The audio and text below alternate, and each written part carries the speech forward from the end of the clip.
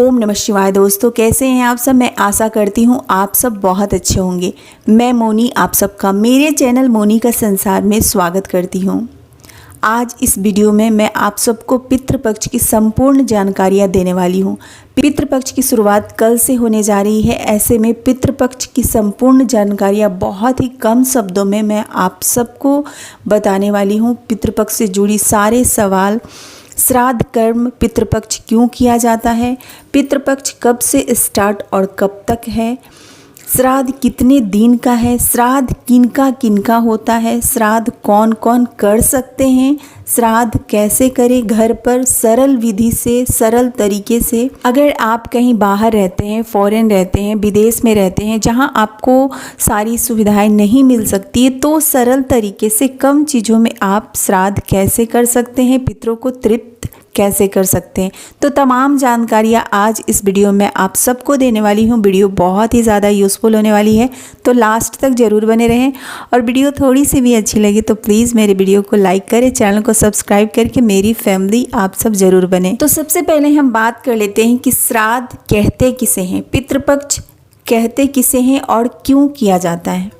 तो देखिए, अपने पूर्वजों के प्रति श्रद्धा की अभिव्यक्ति ही श्राद्ध या महाल्या कहा जाता है। धर्म शास्त्रों के अनुसार सूर्य के कन्या राशि में आने पर परलोक से पितृगण अपने स्वजनों के पास आते हैं और उन्हें पूरे पितृपक्ष हम श्रद्धा भाव जल अर्पण करके उन्हें जो तृप्त करते हैं, इसी को हम श्राद्ध कर्म या पितृपक्ष कहते हैं। अब बात कर लेते हैं कि इस साल 2023 में पितृपक्ष कब से शुरू है और इसकी समाप्ति कब होगी। भाद्र पक्ष की पूर्णिमा से प्रारंभ होकर श्राद्ध पक्ष अश्विन मास की अमावस्या तक होता है। इस बार पितृपक्ष या महालय 29 सितंबर से शुरू होकर 14 अक्टूबर तक रहेगा। इस बार पितृपक्ष पूरे 16 दिनों का होने वाला है। ऐसे हमेशा 15 दिन का होता था, लेकिन इस बार कुछ तिथियों की उलटफेर होने की वजह से 16 दिन का श्राद्ध कर्म होने वाला है। ठीक है, अब बात कर लेते हैं कि श्राद्ध किनका किनका होता है। श्राद्ध केवल 3 पीढ़ियों तक ही होता है, जैसे पिता, दादा और परदादा। देवतुल्य स्थिति में 3 पीढ़ी के पूर्वज गिने जाते हैं। पिता को वसु के समान, दादा को रुद्र के समान और परदादा आदित्य के समान माने गए हैं। इसके पीछे एक साइंटिफिक रीज़न ये भी है कि मनुष्य की स्मरण शक्ति केवल 3 पीढ़ियों तक ही सीमित रहती है। अब बात कर लेते हैं कि श्राद्ध कौन कौन कर सकते हैं। तो देखिए, धार्मिक मान्यताओं के अनुसार तर्पण सिर्फ पुत्र, पौत्र और भतीजा ही कर सकते हैं, लेकिन जिनके घर में पुरुष नहीं है, सिर्फ पुत्री ही है, तो पुत्री के हस्बैंड यानी कि दामाद और पुत्री के बेटा भांजा भी तर्पण कर सकते हैं। अब बात कर लेते हैं कि श्राद्ध कैसे करें, घर पे सरल तरीके से श्राद्ध कैसे करें, क्या करें कि हमारे पितृ हमसे प्रसन्न हो। तो देखिए, पूरे पितृपक्ष यानी कि 16 दिन तक जो भी घर में खाना बनता है, उस खाने में से थोड़ा थोड़ा अंश आप अपने पितरों के नाम से ज़रूर निकालें। 3 रोटी तो आप ज़रूर निकालें। 1 रोटी गाय के लिए, दूसरा रोटी कुत्ता के लिए और तीसरा रोटी कौओं के लिए। और भी जो भी खाना बनता है उसमें से थोड़ा थोड़ा अंश आप अपने पितरों के नाम से ज़रूर निकालें। इसके बाद आप एक पात्र लीजिए और पात्र में दूध, जल, काला तिल और पुष्प ले लीजिए। इसके बाद आप अपने अंगूठे में कुश पहन लीजिए। कुश आपको किसी भी पूजा पाठ वाले दुकान पे मिल जाएगा और दक्षिण दिशा की तरफ मुख कर 3 बार आप जल अर्पित करें। एक मंत्र है, इस मंत्र का उच्चारण आप करते रहें। ओम पितृदेवताभ्यो नमः, ओम पितृदेवताभ्यो नमः, ओम पितृदेवताभ्यो नमः। इस मंत्र का उच्चारण 3 बार करें और 3 बार आप दक्षिण दिशा की तरफ मुख करके जल अर्पण करें। अच्छा, एक चीज़ मैं यहाँ पे आप सबको बताना चाहूँगी कि पितृपक्ष के दौरान गाय, कुत्ता और कौवे की महत्व इतनी ज़्यादा क्यों बढ़ जाती है। धार्मिक मान्यताओं के अनुसार कौवा, कुत्ता और गाय, इनको यम का प्रतीक माना गया है। गाय को वैतरणी पार कराने वाली कहा गया है, कौवा को भविष्य वक्ता और कुत्ते को अनिष्ट का संकेत कहा गया है। आप देखते होंगे कि कुछ भी बुरा होने से पहले कुत्ते को मतलब पता चल जाता है कि कहीं कुछ गलत होने वाला है और वो रोना शुरू कर देते हैं। यहाँ तक कि जब भूकंप भी आता है तो भूकंप को भी पहले कुत्ते भांप लेते हैं। कौवा को भी देख लीजिए, अगर आपके घर कोई मतलब मेहमान आने वाले होते हैं तो आपके मतलब छत पे या फिर आपके बालकनी में कौवे बहुत ज़ोर से आवाज़ लगाने लगते हैं, काँव काँव करने लगते हैं।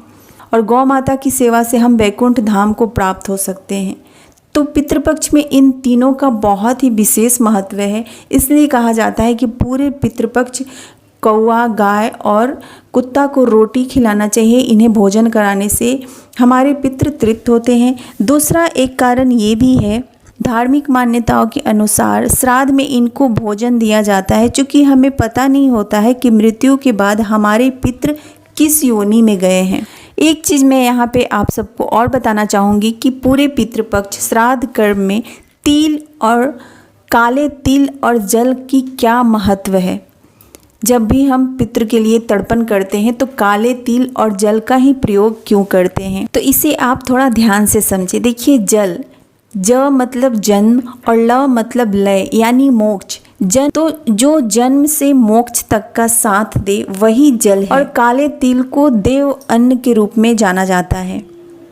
कहते हैं कि काले तिल में साक्षात विष्णु भगवान का वास होता है। तो जब हम पितृपक्ष के दौरान जल और काला तिल अर्पण करते हैं तो हम अपने पितरों को मोक्ष प्राप्ति कराने में सहयोग करते हैं। और जब कोई मोक्ष को प्राप्त होता है तो वो वैकुंठ धाम को प्राप्त हो जाता है। तो यही वजह है कि पूरे पितृपक्ष के दौरान, पूरे श्राद्ध क्रम के दौरान पितरों को काला तिल और जल अर्पण किया जाता है। अब last but not the least, अगर आप बाहर रहते हैं, कहीं फॉरेन रहते हैं, विदेश में रहते हैं, तो आप सरल तरीके से अपने पितरों को कैसे तृप्त करें। अगर वहाँ पे सारी सामग्री नहीं मिल रहा है तो आप क्या करें। तो देखिए, आप दक्षिण दिशा की ओर मुख करके खड़े हो जाइए। अपने दाएं हाथ के अंगूठे को पृथ्वी की ओर करिए, यानी 11 बार इस मंत्र को आप पढ़ें। ओम तस्मै स्वधा नमः, ओम तस्मै स्वधा नमः, ओम तस्मै स्वधा नमः। इस मंत्र का जाप आप 11 बार करें। यह पितरों के प्रति आपकी भावांजलि होगी, क्योंकि बाहर में हर चीज़ मिलना बहुत ही ज़्यादा मुश्किल हो जाता है।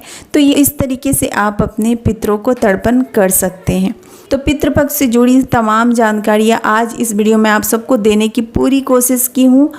उम्मीद करती हूँ इस वीडियो से आप सबको बहुत ही ज़्यादा लाभ मिले। कोई सवाल है तो आप प्लीज़ कमेंट बॉक्स में ज़रूर पूछें।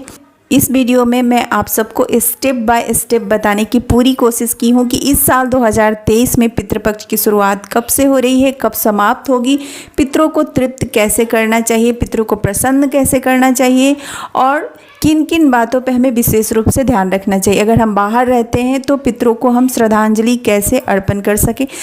तो तमाम जानकारियाँ आज इस वीडियो में आप सबके साथ शेयर की हूँ। उम्मीद करती हूँ वीडियो आप सबको बहुत ही अच्छा लगे तो प्लीज़ मेरे चैनल को सब्सक्राइब करें। तब तक अपना ख्याल रखें। हर हर महादेव।